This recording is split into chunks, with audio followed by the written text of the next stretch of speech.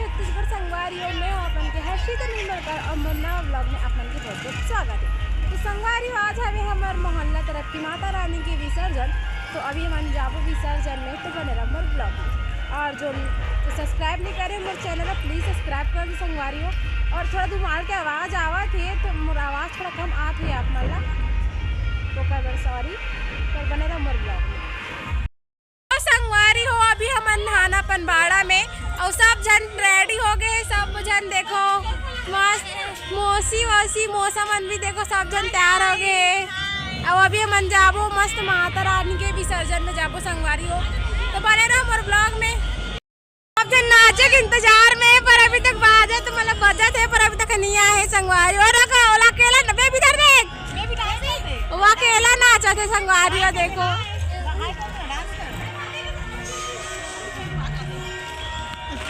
हमें कैसे लगा तो कमेंट कर देना संगवारी में, देखो परांदा लगा है होला देखो ये देखो नया मामी देखो सब जन तैयार होए सब।